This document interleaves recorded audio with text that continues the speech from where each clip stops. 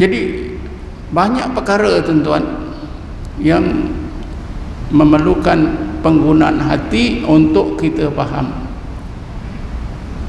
Tanpa penggunaan hati kita tidak boleh faham.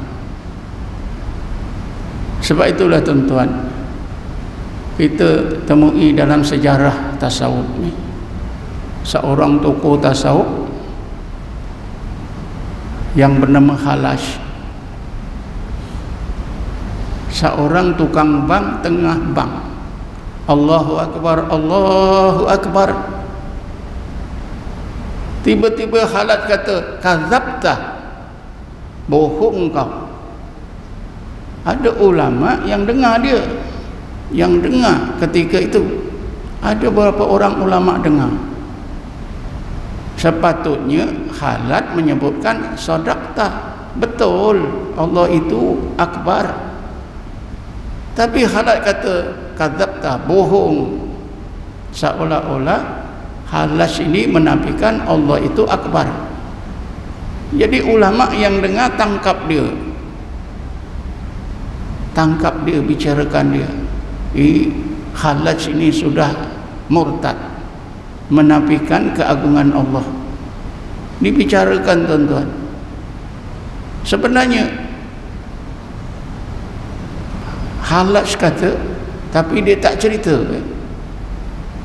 Sebenarnya tuan-tuan, yang dimaksudkan oleh Khalas itu, tukang bank ini, orang yang bank ini lidahnya saja menyebut Allahu Akbar, dalam hatinya tak ada pun kebesaran Allah. Khalas nampak keadaan hati orang yang bank ini.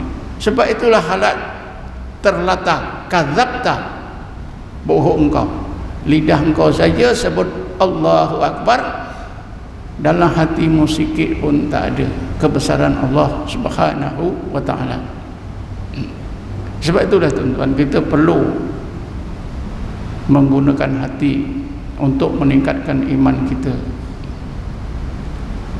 Bila kita menggunakan hati, maka ilmu dan kepahaman tentang Allah akan meningkatlah kepada apa yang dinamakan ma'rifatullah. Jadi ilmu itu ada 3 tingkat. Di bawahnya ilmu, di atas ilmu kepahaman, di atas sekali ma'rifah. Ilmu dan kepahaman boleh kita capai dengan akal, tapi ma'rifah tidak boleh dicapai dengan akal, hanya dicapai dengan hati. Sebab itulah tuan-tuan, sebab itulah apabila Sayyidina Ali ditanya satu hari, Sayyidina Ali ini ditanya oleh sekumpulan sahabat, kerana Sayyidina Ali ini mempunyai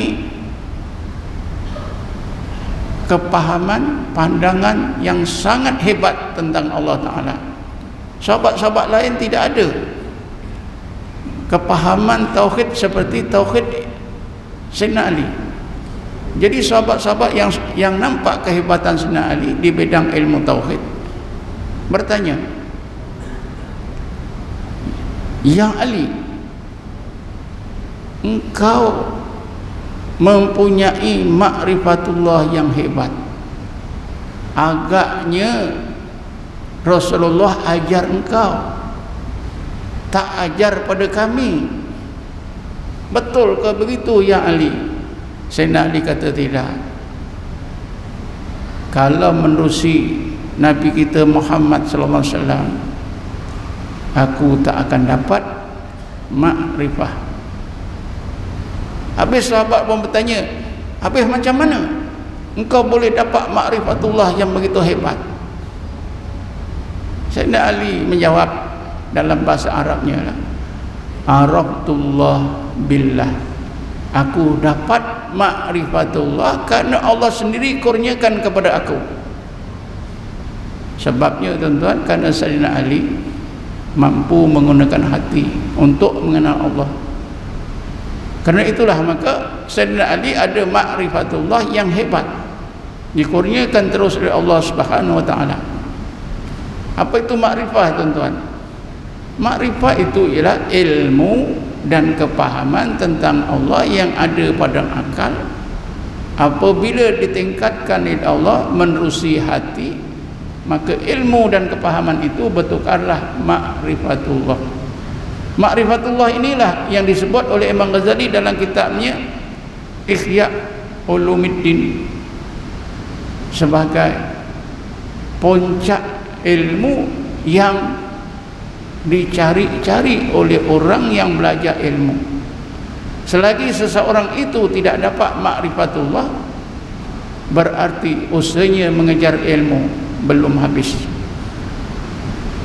Bila dikurniakan oleh Allah makrifatullah, barulah tercapai puncak ilmu yang dikejar oleh seseorang mukmin. Jadi kerana itu, tuan-tuan,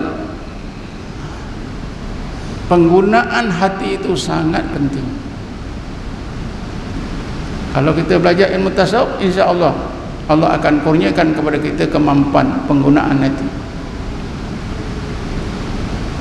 Tuan-tuan dan puan sekian.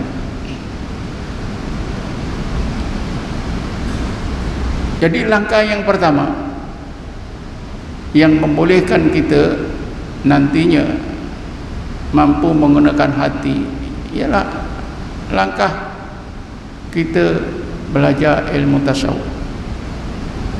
Sebab ilmu tasawuf itu ilmu yang berkait dengan hati. Satu masa dulu ilmu tasawuf ini dikenali dengan ilmu qulub.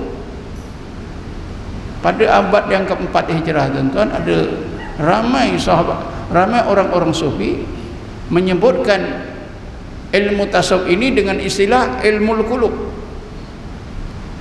Misalnya seorang tokoh tasawuf yang terkenal pada abad Hijrah 4 Hijrah, pada apa, bukan 4 Hijrah ya, pada abad yang keempat Hijrah, meninggal dunia pada tahun 385 Hijrah, Abu Talib Maki. Beliau menulis kitab-kitab tasawuf, tidak dinamakan tasawuf.